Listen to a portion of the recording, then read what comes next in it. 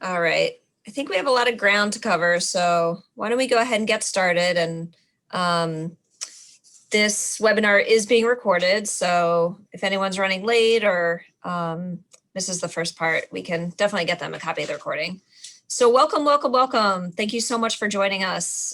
Needham Youth and Family Services and the Community Council are really pleased to welcome Dr. Robert Brooks tonight to talk to us about parenting during a crisis. So my name is Sarah Shine. I'm the director of Needham Youth and Family Services. And Youth and Family Services, it's a division of the town that we offer free clinical services and enrichment programs to the residents and students of Needham. During this really difficult time, we're also increasing our capacity just to be able to support people in whatever they need.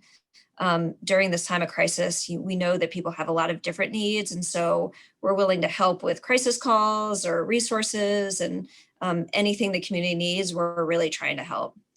The Community Council, which has also expanded their services as well, but the Community Council is a private nonprofit that provides social service supports of Needham residents, including local food, pantry, transportation programs, English language learning, and more.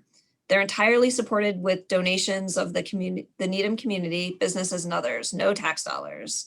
And again, they've expanded their services significantly because of the pandemic and really trying to increase the services. So the reason we brought you all here tonight is because we understand that most people are struggling. There's an increased amount of stress in the community. There's an increased amount of anxiety and depression, and parenting is really hard. So we're really hoping to give parents some guidance during this really difficult time in ways that they can really support their families. And with us is Dr. Robert Brooks, who's a longtime Needham resident, a clinical psychologist on the faculty part-time of Harvard Medical School, and former director of the Department of Psychology at McLean Hospital. He has lectured nationally and internationally and written extensively about such themes as resilience across the lifespan, motivation, parenting, family relationships, and positive school and work environment. He's the recipient of numerous awards for his work, including most recently the Mental Health Humanitarian Award from William James College for his contributions as a clinical educator and author. And we're so happy to have him with us. And I'd also like to welcome Carolyn and Katie, who are also staff members of Youth and Family Services. Before we get started, I just want to let people know we do have a short time for this presentation. We've collected some questions from the registration, so we're hoping to get to almost everything. At the end, if we have time, we will take questions. If not, I'll have my contact information up and you can ask questions in the Q&A format, and we'll try to get back to you with answers and or resources. So we'll try to get to as much as we can. So thank you for coming, Dr. Brooks. We really appreciate you taking the time out to talk to us today. Oh, it's a pleasure to be here and to have a chance to meet all of you. And I appreciate your co-sponsoring this within Needham Community Council. So thank you. Yes, of course. So let's go ahead and get started. First, we'd like to ask, you have written and spoken a great deal about the concept of resilience. Can you briefly describe what you mean by resilience? Sure. Of course, I could spend the whole hour on it, but I will be very brief. Because actually, when I was editing a Handbook of Resilience in Children, a textbook, I found that people have different definitions, but without overly simplifying it, just to tell you the definition I'll be working with, it's basically the ability to cope effectively with adversity that we face. A key word, Sarah, is cope. Resilient people, both children and adults, are still going to face adversity. They're still going to feel stress. But when these adversities come up, they feel that they have a way of solving them. And I've often said that resilient people see problems as things to be solved rather than overwhelmed by. What makes children and adults more anxious is when a problem comes up and your first thought is, I don't even know where to start. So what we want to see in our children, as I develop some other ideas, what we want to see in our children is, yes, problems are here. They face us every day, but there are ways of solving them, including having adults who are going to help you to solve these problems. Thank you. Katie, you're on mute. The There we Zoom go. world. The Zoom world we live in. Mute, unmute. Oh, That was, that happens in every webinar. I know, right? It's more I think that was, embarrassing when I do it, but okay. no, it's all good. That was a really helpful definition, I think, for the Thank parents you. who are tuning in. Can you please talk about how this pandemic has impacted youth mental health and what has been kind of the most difficult challenges for young people these days? Yeah, Sarah alluded to it. I have, someday I'll look back at it even more, folders of the impact on kids during the pandemic and adults in terms of their mental health. And we know, and I just saw another report from the American Psychological Association, the level of anxiety and depression and mental health issues across all ages has increased markedly during this time. We also know that those children and families who are more vulnerable to begin with, who already face problems, are even more vulnerable.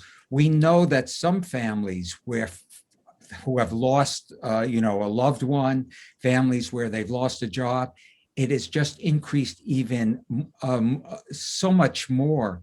So even if one has been relatively safe in terms of not having anyone affected by COVID, in terms of, contracting the virus, or both parents being able to work, still the level of anxiety is very high. I'm finally glad to see in the last few days a little more optimistic news. It's very reassuring. But it will take time, really, for things to get back to a place where we don't think about when is the next surge going to take place, or when is someone going to get sick who we're very close to. Absolutely. I think we've all seen kind of that increase in our current practice as well. So thank you. I think everything you just said is very consistent with almost all of the families that we work with, like you said, Katie, but thank you. Dr. Brooks, can you please talk a bit about struggles parents may be having with their own anxiety and how to manage this as it relates to parenting? Or maybe how can someone help their kids when they're not feeling so resilient themselves? Yeah, Carolyn, that's such an important question. It seems in almost every webinar I've done for parents or teachers, the question has come up, and this is even before COVID. Can you help kids be less stressed and and more resilient if you yourself are feeling very stressed? Why it's important is this. The reality is, if you're feeling stressed, as much as you may attempt to help your kids, you're not serving as an effective model for them, and you're really not going to be able to help them be as resilient as you would like. And why the question is vitally important for me.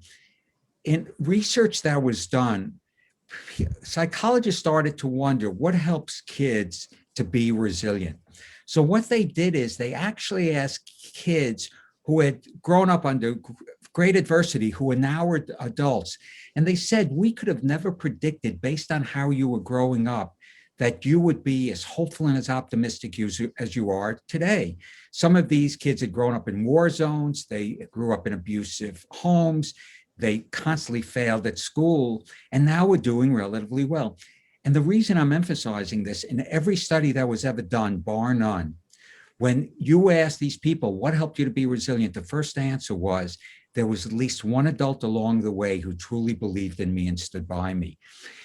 And the late Julius Siegel, one of my heroes in psychology and in the field of resilience, he, in an article in the 1980s, called that adult a charismatic adult in a child's life. And some people aren't crazy about the word charismatic, but I love his definition. So I'm just spending a little time with this to show how important it is that we take care of ourselves. He said a charismatic adult is an adult from whom a child or adolescent gathers strength. And I love that notion, gather strength. Now, I'm often asked, do we as adults need charismatic adults in our lives? Yes, please. Quick answer, I can see all of you nodding. The quick answer is, unless you've decided to be a hermit, we all do. So that really gets us to think about what are some of the things we could do for ourselves. And one of the first things, I added a new, once the pandemic hit, after a couple months, I added a new slide to my PowerPoint. And the slide was this, it's going to sound so simple, but it's a very powerful thing to me. I started having parents and teachers say to me, "Oh, Bob, I wish I would have done this. I wish I would have done this." So I felt people were getting more anxious rather than less anxious after my talks. And no one wants to feel that way. So when I talked about realistic expectations, you can't necessarily have the same expectations you had before. Whether I'm talking to teachers about remote learning or parents in terms of, all that you could do, all the limits you could set, it's more difficult. The other thing I'm just going to mention, but people could go to my website or they could Google the concept of self-compassion.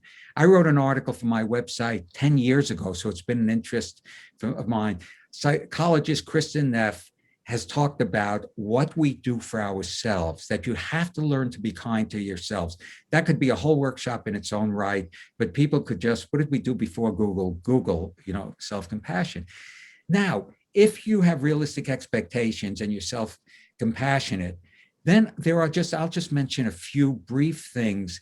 There was a psychologist, and this again was pre-pandemic, who said we have to practice TLCs. I always thought of TLCs as tender loving care, which it is, but he called it therapeutic lifestyle changes. And every listener is going to have heard this. It's things we have control over. Talked about even exercise. And a friend of mine, John Rady, a psychiatrist, wrote a book called Spark, found even just 20 minutes of walking a day, if you could do that or so, is so helpful. A proper diet, although I tell all my audiences, I exercise so I can have my chocolate chip cookie during the day. And the thing I didn't do as much of is meditation. And about 10 minutes each day, I will just meditate. And people say, how do you meditate? I said, if anyone saw me meditating, it's probably like a kindergarten kid meditates, but there are plenty of apps. And some people say, I don't have the time, but I start saying, just see how you feel about this. So there are things that you can do to really take care of yourself, and so that you're better able to take care of your kids. But the issue of self-compassion and realistic expectations, as simple as it seems, realistic expectations for ourselves and our kids are critical. And for each listener, it may be very different what they actually expect of themselves and the level of self-compassion. That question certainly triggered a lot of thoughts. No, thank you. All that is definitely really important. I think a lot of families that we work with, you're so busy taking care of other people and taking care of your kids that you might not realize you might also be anxious or upset, and that's okay. And the self-care piece is just so important. And I especially just during want these to add times. one thing to what you said. I often have talked about special times for your kids. You also have to have a special time for yourself. I know it's hectic if you have young kids, but even 10, 15 minutes, it may be when you meditate or whatever, but to be able to set that time aside can be so useful in re-energizing ourselves. Yep, I agree. Thank you. Can you explain more about concerning signs parents should be aware of? Everyone may have symptoms of increased anxiety, feelings of being isolated, but at what point should parents be really concerned?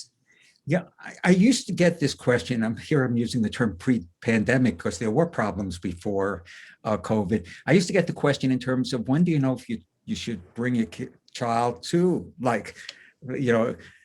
your services or to any mental health professional. And one of the things I've said is that, first of all, I've known, given a number of webinars where some parents have said, my kid had a much more difficult time the first couple of weeks and then seemed better. And then another will say, it was 2 months in when they really started feeling some of the pressure. What I've often said is a general guideline, notice how long the problem is existing or lasting and how much it interferes with the child's life. The problem is each of our lives is so different than it was before, but how much is it interfering? Now, when parents say, what are some of the signs? I know this is going to sound like a psychologist talking about both sides of an issue almost. Sometimes it's your kid sleeping too much or too little, having trouble sleeping, eating too much, or not eating much at all. Some kids are very open about it. I have parents tell me, both young kids as well as teenagers, who will say they're scared or very worried.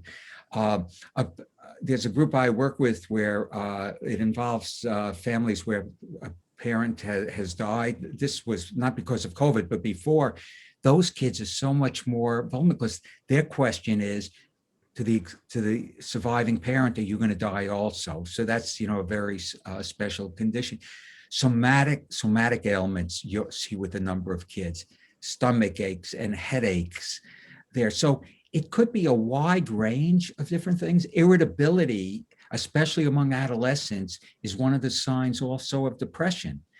And that's another thing. How moody is your kid? And some parents have said, how do you distinguish a typical adolescent's moodiness from that? Sometimes it's not as easy, but again, it's the change that has taken place there. And the other thing I always say, and I used to say it even before, if you are concerned, don't sit with that anxiety yourself.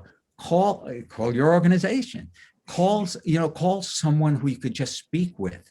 That alone may ease your anxiety, because the more anxious you're getting, kids are going to pick up on your anxiety. So they're going to even be more anxious. And I am a firm advocate, even if it's just, a 15, 20-minute phone call with a professional like three of you could really be so helpful for parents to sort out, what is going on. And I'm a firm believer in monitoring things. If it's not a dire emergency, let's take a few days and then see what happens if we try a few things that might help the situation. Thank you. Yeah, and that's one of the phone calls, actually. We've increased our capacity for kind of crisis calls. That's great. And we fielded a lot of phone calls of parents just like, what do you think about this? This is what I'm experiencing at home. And it's been really great to be able to talk them through, is this something that might be concerning? Or is it, again, with the pandemic, kids are isolated, they're going to miss their friends, but is it reaching the level to a severe depressive disorder or something along those lines? So we've been able to really help support people in that process. And I bet in those instances, the three of you have been charismatic adults to those families. They've gathered strength from you. It's I've written, again, it's a whole other topic of how very brief moments could have a lifelong impact. We call them micro moments in some of the writings I've done. And we must never underestimate that, what it means if people do that. So I always tell people, don't sit on your anxiety, especially in this day and age. Yeah. It's very important to have someone you can reach out to, a professional, a friend, and in different situations.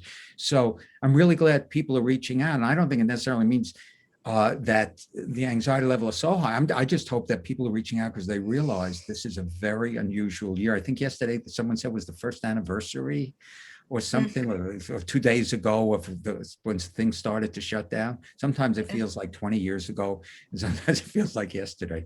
Yeah. So I'm really glad people are using the services you provide. Yeah. Thank you. That's great, Bob. I really appreciate that. And I think parents want to hear that it's okay to reach out because we don't know everything.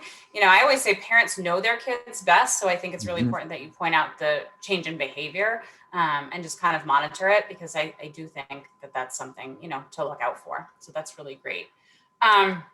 So you've written about the importance of both youth and adults developing a sense of what you call personal control as a major part of being resilient. Can you kind of define personal control and what you mean by that? And how does it relate to parents kind of helping their children make good decisions? Okay, here's another long answer. All right, I love it. If anyone goes to my website, I have a lot of articles. You'll see a number of them, personal control. I started using that years ago. Some people hearing me, and I totally agree, say, hey, Bob, that's a lot like the Serenity Prayer. Basically, what I really noticed, Katie, is, being in the field for 40 years and doing a lot of also workshops, is one of the key characteristics of resilient people, and then I'll describe those who aren't and why we have to help our kids develop personal control, is resilient people more and more, and this is why it sounds like the Serenity Prayer, focus on what they have control over. There are many events in our lives we have no control over, but resilient people more and more ask themselves, and this is kids or adults, okay, what is it I can have some influence over? Because when I think of many patients I've seen who are not very resilient, one of the things I've noticed is they are trying to change things they have very little control over. They're actually looking for their happiness by someone else changing first. As a matter of fact, some workshops I would say, right, I'm smiling when I say this because some of the answers I've gotten, write 3 things you'd like to see different in your life. And then I said next to it, put down whether someone else has to change first. Because if you're looking for your happiness by someone else changing first, you will never be happy. So let's tie it specifically to the situation with the pandemic and this, and it wasn't just the pandemic. We then had the George Floyd murder, the election in its own rights increased a great deal of, anxiety. So what does it mean? I'm going to actually recommend a book that's very meaningful to me. You know how sometimes you read a book and you say, I'd like to reread it, but you see the 50 books you haven't read yet. But I first read this in graduate school. So I've read it now about 6, 7 times. It was Viktor Frankl's book called Man's Search for Meaning. And I'll just mention it for the listeners. It's a very powerful book. Viktor Frankl was a Holocaust survivor. Almost his entire family was wiped out. He's a psychiatrist. And the first half of that book is about his experiences in the concentration camp. And the second half is about a form of therapy he developed called logo or meaning therapy. And in his descriptions of the concentration camp, one of the points he makes is, and I will give almost a verbatim quote. He said, even in the concentration camps, there were a few brave men, and in the women's side, a few brave women who would give away their last morsel of food to someone who was even more hungry than they were. They proved the Nazis could take anything away from you, but the last of the human freedoms, to choose your attitude in any given set of circumstances. And, when I read it as a graduate student, it was powerful. But then as you get older and you have kids of your own and different situations arise, it even is more powerful.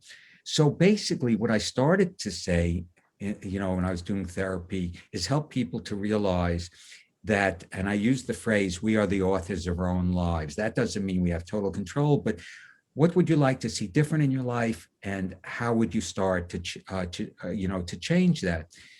And I thought of Frankl's work of the whole issue of our attitude and response to things. So in this day and age with COVID, with racial injustices, one of the things I have found actually helps kids to be less anxious is when parents could talk to them. And there is a great deal of anxiety and uncertainty, but focus on what you have control over. Now, for a young kid or even a teenager, it's so sad that wearing face masks or social distancing has become so politicized in some way, because actually I have found kids reassured. Parents told me, when you say, there is something you could do. You can wear a mask, you can social distancing, because then you feel you are doing something in that regard. And there are other things.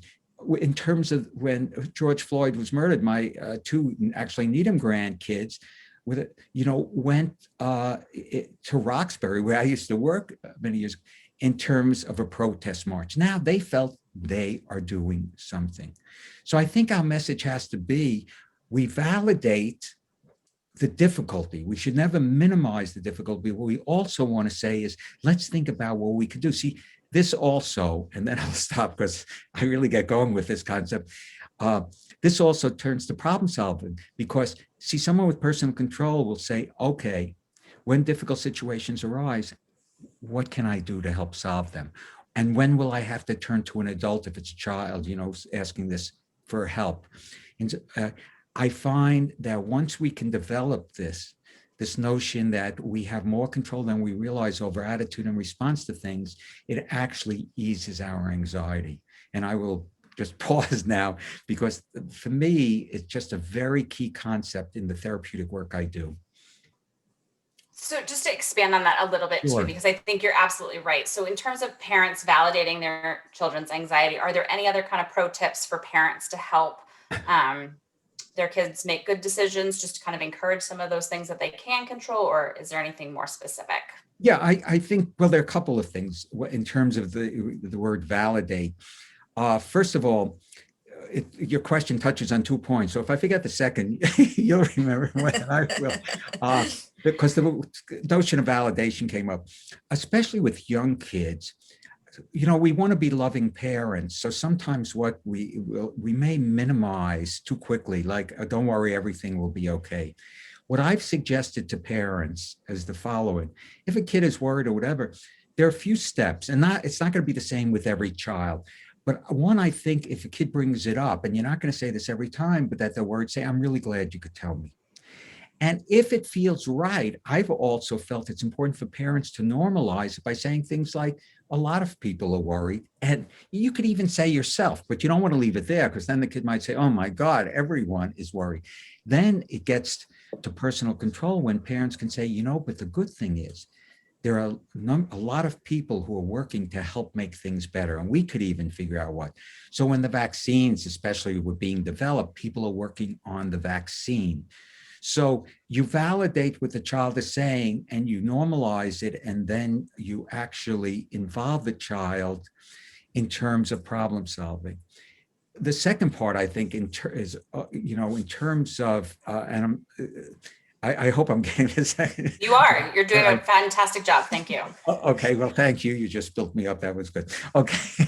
The second part, though, touches on also discipline, because sometimes we have to set limits.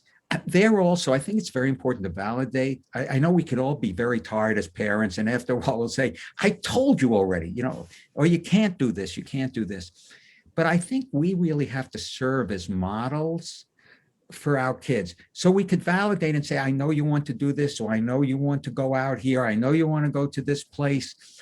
But right now, we really can't. You could try to help your child with different alternatives. But, as parents, my kids' sons are grown now, but sometimes we have to tolerate when our kids are upset with us or disappointed with us. Because I've been asking parents to consider the following questions as they think about how they come across to kids. One is, I say to parents, get a sheet of paper, or you could do it in your heads. Sometimes writing it down helps. And write down how you would hope your kids describe you. What kinds of words would you hope your kids use to describe you? And we could spend also a long time on this with parents with that. Second question, what do you intentionally say or do on a regular basis so your kids are likely to use the words you hope they use? Because it's one thing to say, I hope my kids see me as caring, or this, or whatever the words may be, but what do we intentionally say or do? But I've added, Katie, the following, and I hope it touches on your point.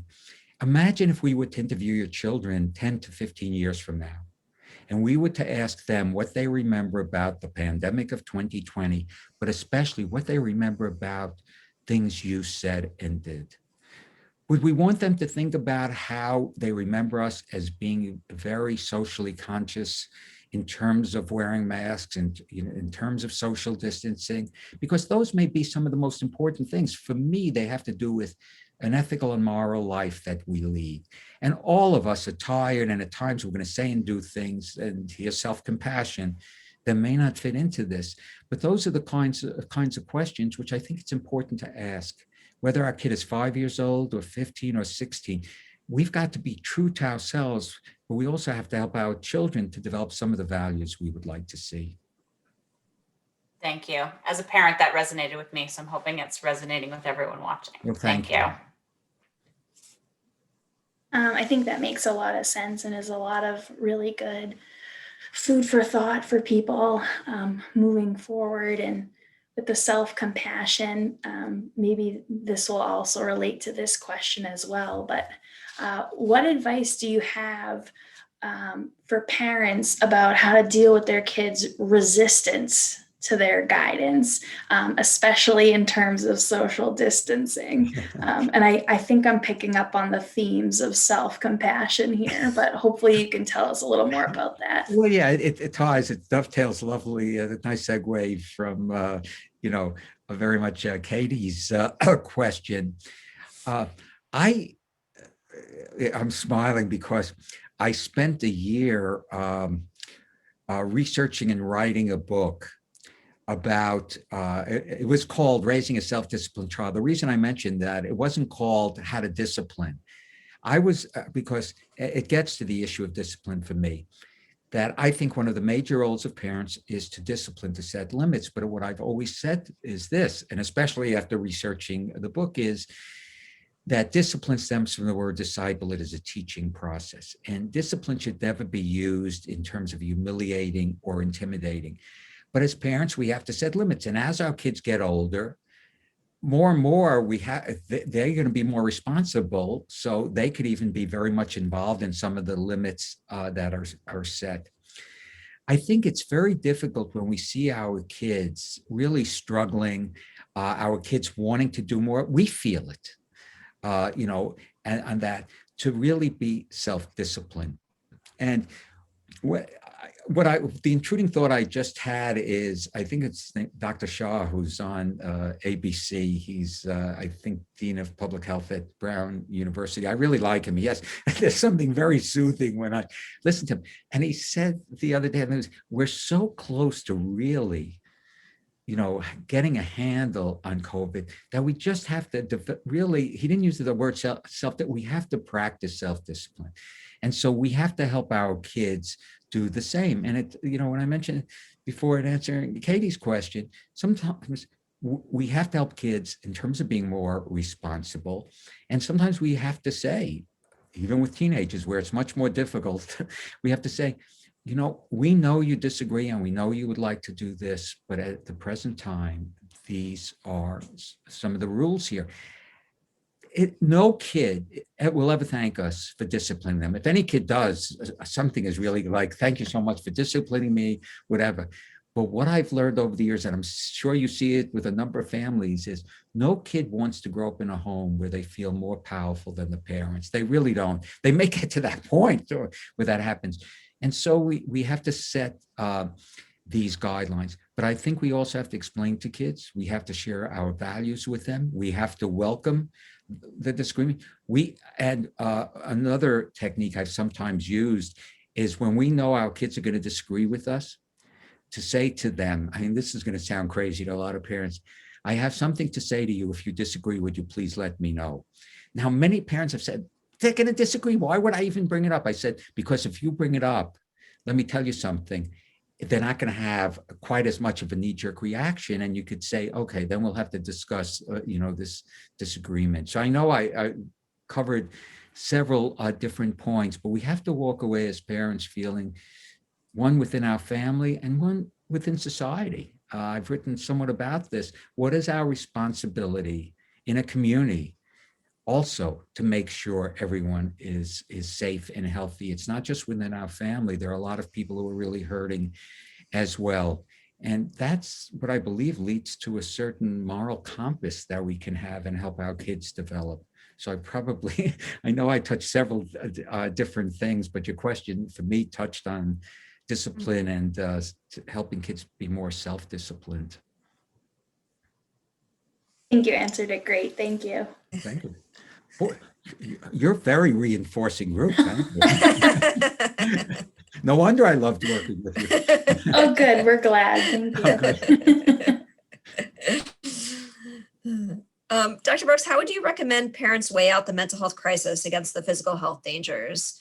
I feel like, I struggle with this too. Do you send your kids back to school or daycare? Do you not? They need socialization, but is it safe? How do you help them with that balance? Yeah, I'm going to resort to, I hope this doesn't sound like just a simplistic answer.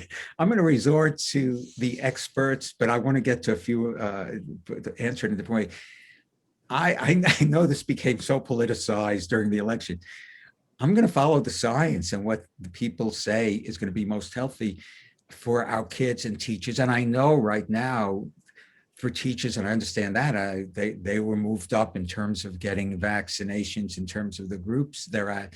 So there are a lot of different contingents there. Now, if you were to say to me, isn't it best for kids to be at school? No ands, ifs, or buts. I mean, I'm very concerned about kids losing out socially and emotionally. I'm concerned about isolation in kids. And what your question triggered is, I've always been for years interested and concerned about the whole issue of loneliness. And although some of the initial research was done with senior citizens, I've worked, and I'm sure you've seen a number of lonely kids or young adults as well. And I've said in my webinars, social isolation, social distancing does not mean it has to be social isolation. And so this is, if we follow what I'll say the scientists are doing, that would be what I'm most comfortable with. But within that, we have to look at, we know that kids need social interaction. We know we as adults need it. So you have to look at personal control. What is possible? So I know it's interesting. In the past, phone calls I would have made with colleagues or whatever, I'm so used to Zoom now. I'll say, let's have a Zoom call. We'll see each other. I mean, it's really interesting. Also, about every 5-6 weeks, the Brooks family, which is rather close, not physically, because we have family in Maine to California, and along the way, every 5-6 weeks, we have a Brooks family reunion. We all like to talk, and there's 25 screens, and it could get hectic, but it's nice to see everyone. And one of my nephews has an ICU in Los Angeles, so he has kept us informed about, what has happened there. Same with parents in terms of what can you do for your kids. So one of the things we know, I mentioned John Rady's book. One of the things we know is physical activity is so important. And it's not always easy to get out, but we have to think about what are some physical activities kids could do. Even going for a walk. As I said, John Rady found one of his research, walking 20 minutes is so helpful to you. Exercising at home. I know if I don't use the treadmill in the morning, I'm not as alert in that regard. I've also talked to teachers about how you help kids feel they belong even remotely. What are some of the things you could do? And I've written several of my website articles, the more recent ones, are about things that teachers could do. And hopefully, we'll soon be near the point where everything is going to be in person in that regard. So I try to follow what I'm hearing the experts I respect say, and then say within that, we know it's important for people to get together. I was just thinking there was actually a study done, which I wrote about. I don't know how they did the study, where they actually found significant loneliness is the equivalent of smoking 15 cigarettes a day. I don't know exactly how they did it. So we know it's a major mental health issue. So that's why I started saying, make sure we reach out to people. I know that there are teachers who have reached out specifically to several kids who are struggling, especially, or school psychologists who have set up office hours where they could speak to people. And as I said before, a contact with one of you is very important that way. So I think we have to, I know I'm repeating myself, but I'm really emphasizing, follow the science, but look at within that, how do we help kids be less isolated? How do we set up, buddy dates remotely? And now that things seem to be turning around a little. Also, the weather is getting better. It's a little easier. I miss those with friends in that, in the patio outside in that regard. So we try to capture as much as we could. Realistic expectations. And the last thing I mentioned, I feel touch is so important. Where I grew up in Brooklyn, everyone hugged. If you stood like 2 inches from another person, if you stood more than 3 inches away, they thought you didn't like you. What has really interested me, since people are now getting, people in their 60s, 70s getting their second shot, almost every person who they interviewed, like I saw 4 or 5 yesterday on TV, the first thing I said, I can't wait to hug my grandkids, in that case, but it could be anyone, because just physical touch for many people is so, important in that regard. And I love it when people, do these family hugs like this. At least we're acknowledging how important hugs are. You can see I smile as I think about those grandparents. Say, I can't wait. One had a picture of her 5 grandkids, said, I can't wait to get each one of them in my arms. And I'm sure they can't wait to be held in their arms. Yeah, definitely. Thank you. That's great, Bob. I know my parents can't wait to hug my kids, so I'm right there with you. So not so much us, but our kids. But that's once you have the grandkids, I always say parents are chopped liver, right? The grandkids are more important. You've actually the next question, you've kind of tied a lot of things together, but I think if you want to kind of put it all together. So what are realistic ways for parents to help their children kind of grow and become more resilient? You've kind of talked throughout the presentation, Yeah, but well, a few of the things, but as long as you ask. I did. You know, because certainly the whole notion of personal control, certainly serving as a model. Because this I want to mention, especially being resilient means that there are going to be setbacks, as I said, but you feel you can handle them. So one of the questions I've been getting a lot of is, how do you help kids feel more comfortable with setbacks and things not going smoothly? So I say to parents this, I've said this for years, I'm going to imagine if I interviewed your children, whatever their age, and said to them, when your parents make a mistake, if something doesn't go right, how do they handle it? How would you hope your children answer? And I kid a little about this. I say, what I hope every kid would say, Dr. Brooks, they're really great problem solvers. They say, what could we do differently next time? And then these are the real answers. I say, I've heard they scream, they yell. One girl said, they say words they tell me not to say. But my all-time favorite was, I'm laughing as I say this boy must have been about 10, said, what's a double martini? So apparently, and then I say, when you make a mistake, if something doesn't go right, if there's a setback, how do they handle it? And again, I wish every kid would say, this is the ideal. And as parents, we all could get frustrated, but I wish every kid would say, they come over and say, what can we learn from this? What can we do differently next time? But there too, sometimes kids have told me they'll scream, they yell. So another thing is, think about how you are serving as a model of resilience, how you're serving as a model for setback. But there's one other thing I want to mention, which I've also been emphasizing more in addition to some of the other things I covered, and it has to do with gratitude.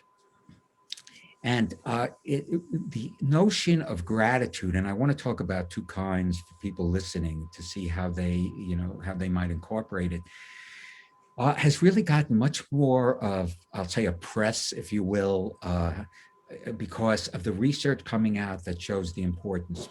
But I've distinguished two kinds of gratitude. One actually was based on research, and this was done a number of years ago. Some of the initial research was done with senior citizens who no longer felt valued, they were depressed, and psychologists decided to ask them to do something. Now, if I had heard about this without knowing how effective the results were, I would have said, is this really going to work? Shows you what I knew about this. They just asked them each night or every other night, even once a month, once a week, I should say, write down 2 or 3 things for which you are grateful. And now we know there's a whole body of research to show that it doesn't mean you're denying your problems, but it gets you to break out of that very negative mindset to say, okay, there are a few things I am grateful for. And it actually helped people to feel better and to think of different options they could take. So there was certainly that aspect of it. But the other thing is also very important, and I've emphasized that, is think about 1 or 2 people towards whom you are grateful and drop them a brief note or express that gratefulness.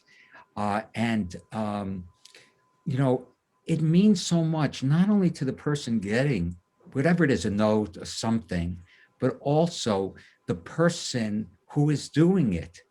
And all of us could think about, and I've talked to mental health professionals, I talked about my own insecurities in the beginning of my career, especially, and how a very brief note written by one of my supervisors after I made my first presentation, I kept in my wallet till it disintegrated. It was like my, security blanket. Now, what this ties to is another one of my favorite topics. And I really want to emphasize this because this is within personal control. And this also helps people, it's tied to gratefulness, but it's somewhat separate. This also, for me, really helps people to become more compassionate and caring and also more resilient. One of the first books I ever wrote, and just to give a quick background, was a book about school climate. It was an interesting book. I was basically asked to write a book. If you were to start a school where you felt kids would be more motivated and more resilient, what would you build in? As I was writing this book, I said, what do people really remember about school? So I was lecturing around the country, and I would give this 1-page questionnaire to be filled out anonymously. And I'll just go over the first question was, of all the memories you have of school, what is your favorite memory? And I wanted to see the impact of an adult, something an adult at the school said or did that boosted, and I use words like this, your dignity, your motivation, your self-esteem. One of the most common prevalent answers I had never expected, and little did I know, is going to become one of my most important, basically resilient strategies. It was when you were asked to help out.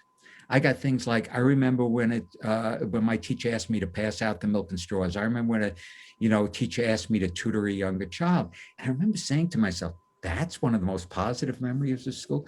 Well, I was naive about it, because we now know, whether from preschool through our very senior years, that one of the things that helps us to be resilient is when we feel we're making a positive difference in the life of someone else. Now, this doesn't mean I don't want people to go out and say, I'm going to volunteer 20 hours a week, or you'll burn out or suffer compassion fatigue. So what does this mean for the parents listening? One of the things, with all the divisiveness that has gone on in the last year, one of the things that's been most heartening to me and encouraging are the number of kids and families, through places of worship, through their favorite charities, raising money for food banks. See, this also says to the kid, I am doing something. It ties to personal control, but it's what I call contributory in my writing, contributory or charitable activities. And you even say to your kid, that was very helpful. This was very helpful. And we now know, one of the longitudinal study with people between the ages of 30 to 90, that even when faced with stressful events, if they also just an hour or two a week helped others, it actually mitigated the stressful events. But I say to parents, you don't want your kids, you don't want to lecture to your kids about being caring and compassionate. Provide them with opportunities to do so. And I love when they do it as a family. So, the issue of gratefulness, the issue of incorporating these charitable or contributory activities, they are some of the most basic foundation of kids feeling resilient and feeling, again, it ties to personal control. It's great, Bob. Thank you. Oh, my pleasure. Our next question, if we have time for it, we've been hearing from some families who were looking for suggestions regarding supporting their college-aged youth. I'm sure there's some common themes that could be applied to anyone regardless of their age, but could you And my give oldest a little bit about granddaughter. that? Oh, I'm sorry, I interrupted. No, You know why? I immediately thought of my oldest granddaughter from the Portland, Maine area. Is a freshman at college this year, and it's very difficult. First of all, some freshmen aren't even on campus. We have to go back even if some of the questions are really, my kid is a freshman, that means they missed their senior year last year. And I know my granddaughter is named Maya. I know Maya said, you just miss everything, and how it really stunk. She used some other words, I think, as well. And I remember validating it, saying, I totally agree. I mean, the best I could do was to say really to her in that regard that you'll never be able to totally recreate what the senior year would have been like, but I'm really hoping that along the way, you'll have other experiences which will be very positive. She must have liked that, because all of this is, of course, done by text with teenagers, because she gave me some lovely emojis in response. So every kid is different. She has been able to go to college, but in the dorms, but almost every class is remote. And in the first semester, it was just, I think, the freshmen and the seniors this semester, they've really been very careful. The kids have been very responsible, it sounds like. So this just started a few weeks ago. It's everyone. And, I think, again, it's difficult. Your social life is really thwarted, in many ways. You're basically staying in the dorm, seeing the same people. You're not going to parties, although we know some places it happens. But I think what it also is the following. This is where I really believe in the resilience of people. These are very difficult times, but we don't know yet. We'll have to look in 5-10 years. What is the long-term impact of this? I still think it's going to be greatest by someone who has lost a family member, where there's been a job loss or whatever. But I also think, I believe in the capacity of kids to rebound, and adults as well. Else I would have never become interested in resilience through the lifespan in that regard. So with college students, staying in touch, I know my wife or I will just text Maya, how you doing? How's, because emails are passe these days, it seems like. They only answer through text. And she'll always write back, and with a big heart. And she always has the sweetest things, to say in that regard. And so we keep in touch, and I think they recognize it's difficult. And as long as we don't say, look, it was more difficult for other kids or whatever, but we say, we know it's difficult. And if we're there, if there's anything we could do, just let us know. So they appreciate, we understand to some extent, and that we're there to support them. And hopefully next year they will be able to have more of a social life and be actually in class. Yeah, thank you. So that was all the questions we have. We have a little less than 10 minutes left, so I think we have time for a question or two from the audience. You can click on the Q&A box and type it in, and we're happy to read it out loud if anyone has a question.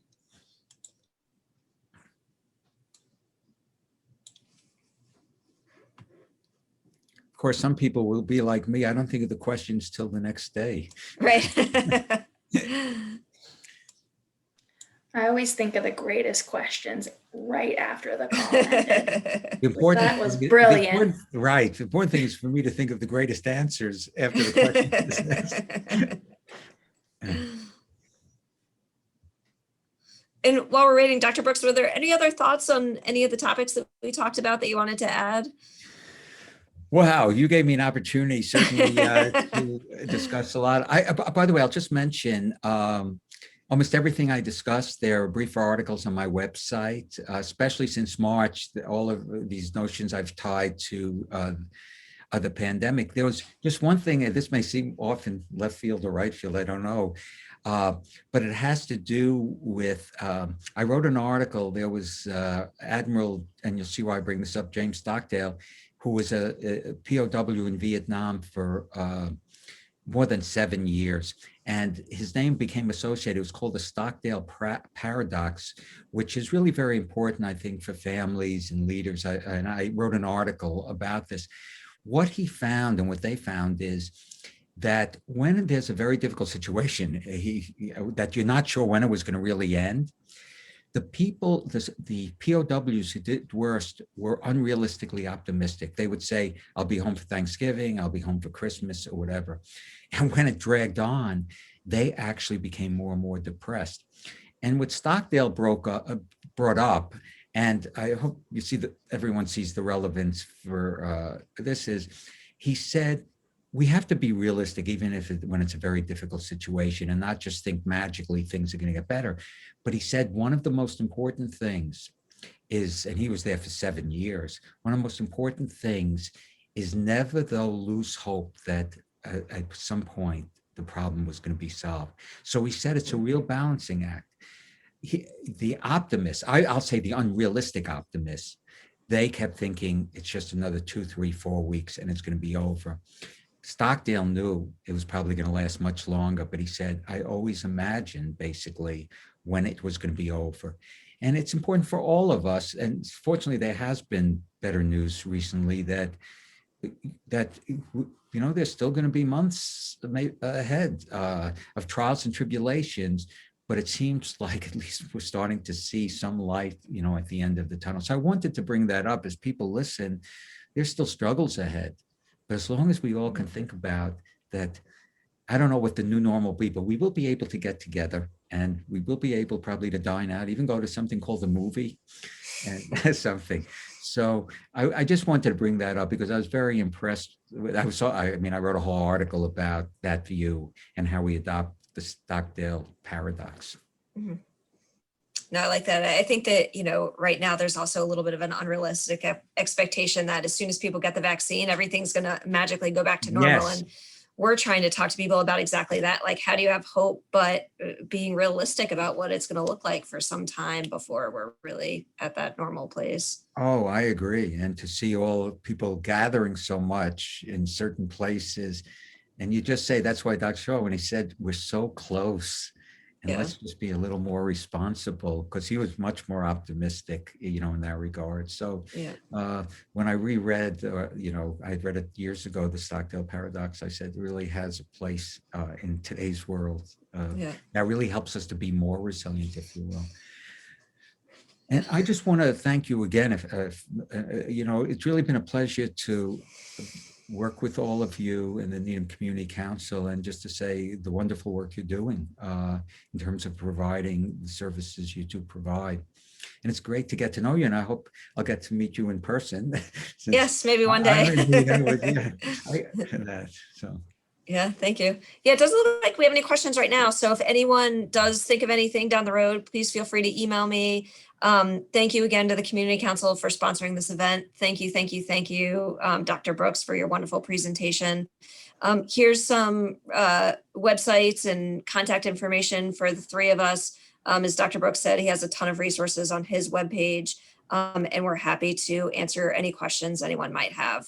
So thank you all for joining us. Again, this will be recorded, so if you missed pieces of it, you can go back and see that. And we hope to see you all again really soon.